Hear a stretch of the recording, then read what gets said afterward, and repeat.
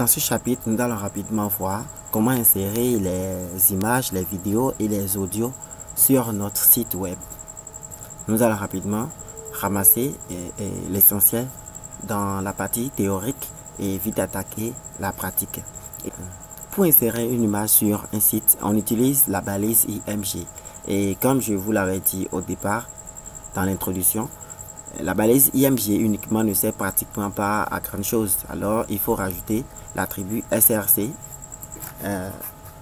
Ça nous permet d'indiquer le chemin, la source de l'image que nous voulons afficher. Et il est également important et essentiel d'ajouter l'attribut ALT.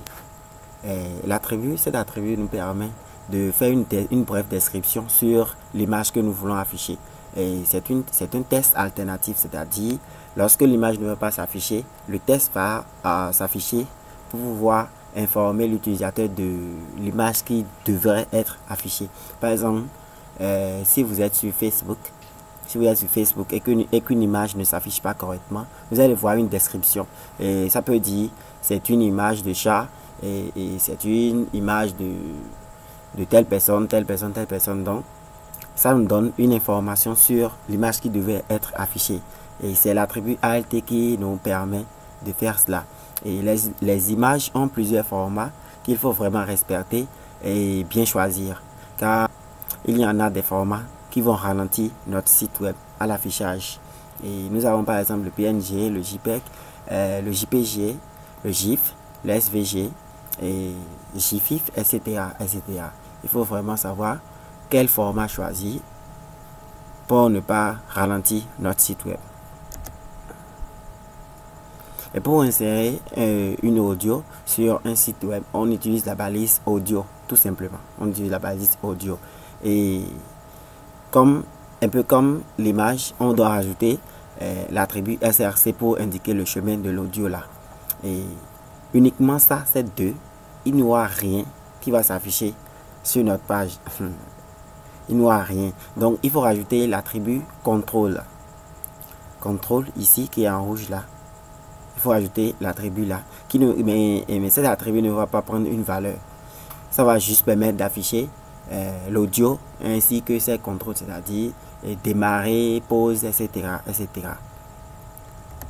Pour insérer une vidéo, il suffit d'utiliser la balise vidéo.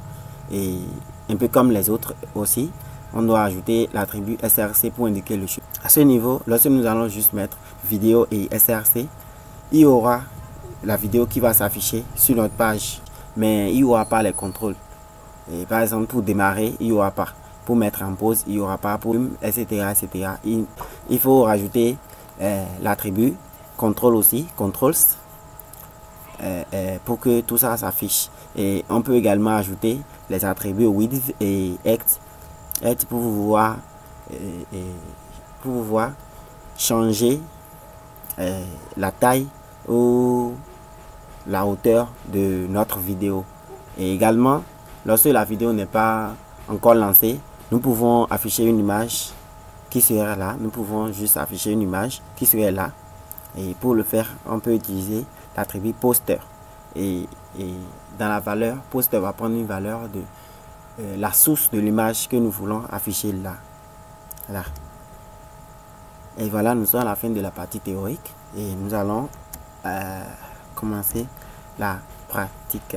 Et je vous demande si vous avez aimé la vidéo et que vous avez tout compris. Je vous demande simplement de la liker, de vous abonner à la chaîne et d'activer la cloche de notification pour pouvoir être informé de nos prochaines vidéos. Et là, nous allons attaquer la pratique. Pour faire la pratique de ceci, je suis entré dans notre dossier projet et j'ai créé un nouveau dossier que j'ai nommé média. Et dans cela, j'ai mis une image .jpg et un fichier de type MP3 et deux fichiers de type MP4. Et là, vous savez, MP4 c'est pour les vidéos, MP3 c'est pour les audios et JPG c'est pour les images. Voilà. Et maintenant, je vais faire clic droit pour aller dans notre éditeur de test. Voilà, nous sommes maintenant dans notre éditeur de test. je vais travailler sur la page de l'exercice. De l'exercice que nous avions traité. Donc nous avons travaillé sur cette page là. Et complètement en haut de la balise marquée, nous allons premièrement insérer une image. Et pour insérer une image, il faut utiliser la balise IMG. Et là, SRC qui est là, nous allons donner le chemin. C'est média. Et ensuite, l'image, notre image qui est là, image.jpg. Voilà, j'avais dit qu'on allait donner le nom une description. C'est le logo, l'image que j'ai mis, c'est le logo de mon école, de l'école que j'ai fréquentée. Donc je vais dire c'est un logo de l'institut non, je vais pas tout écrire. C'est un logo de l'IFRI.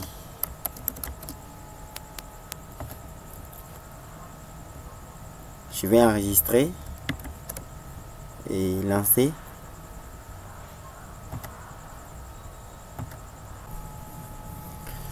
Voilà notre image qui s'est bien affichée et qui est là. Maintenant, si nous voulons, nous pouvons changer la taille, la largeur ou la hauteur.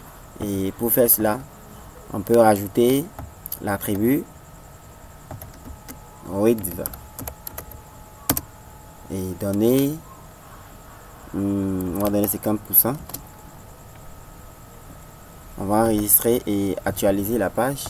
Bah, vous avez vu, c'est un peu gros parce que tout c'est 100%, donc je vais donner 50%. Et moi je veux pas ça, je vais diminuer, je peux mettre 10 vu que c'est un logo, je vais mettre 10, enregistrer et actualiser. Voilà, ça va se placer complètement en haut comme ça. Et là, pour que vous voyez l'importance de l'attribut ALT qu'on a ajouté, je vais écrire mal le nom de l'image.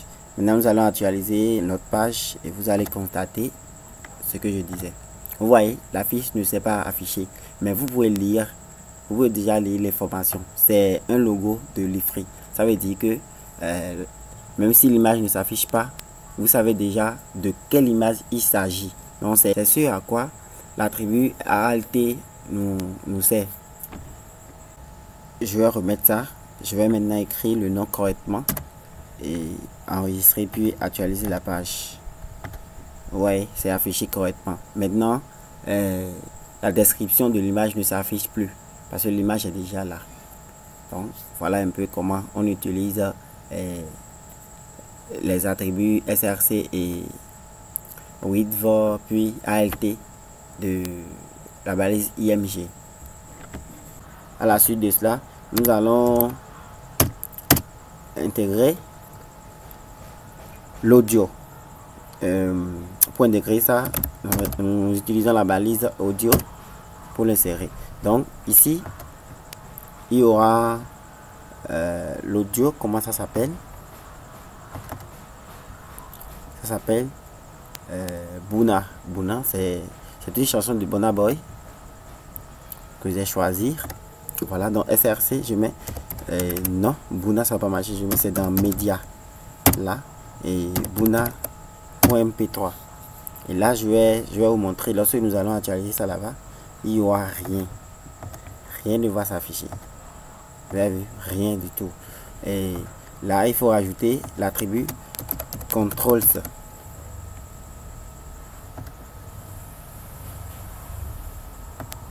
J'enregistre et j'actualise ma page. Là maintenant, vous avez vu, c'est bien là maintenant. Maintenant, je vais diminuer le volume et allumer l'audio maintenant. Voilà, ça a démarré.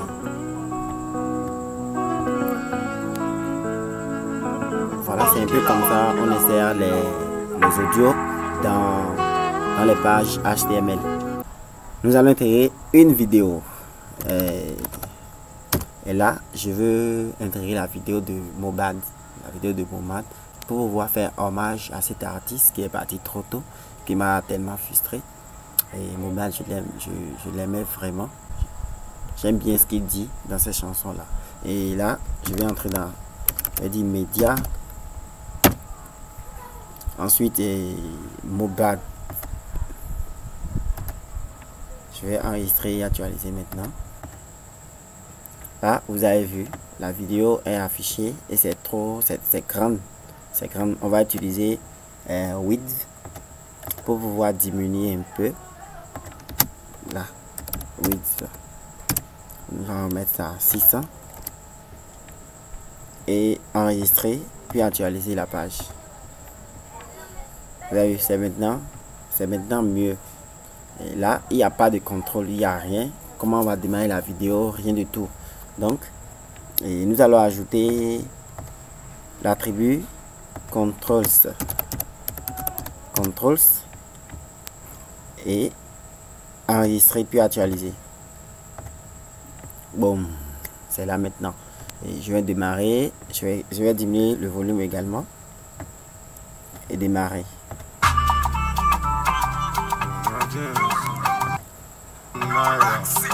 Mohamed. C'est un artiste qui chante vraiment. Bon, voilà un peu comment on insère une vidéo sur une page web. Vous pouvez agrandir, réduire, voir la vitesse de la lecture. Voilà la vitesse de ceci également. Vous pouvez cliquer et modifier 0,5, 0,75, 1,25, 1,50, etc. Mais moi je préfère laisser ça sur standard. Et ceci également. Vous mettez ça sur. Vous pouvez choisir la vitesse. Voilà, nous sommes à la fin de ce chapitre où nous avons appris à insérer les images, les vidéos et les audios. Donc, si vous avez aimé la vidéo, n'hésitez pas à la liker, à s'abonner à la chaîne si vous ne l'avez pas encore fait et d'activer la cloche de notification pour pouvoir recevoir nos prochaines vidéos. Et dans le chapitre prochain, nous allons aborder les tableaux en HTML. Alors, à tout à l'heure et portez-vous bien.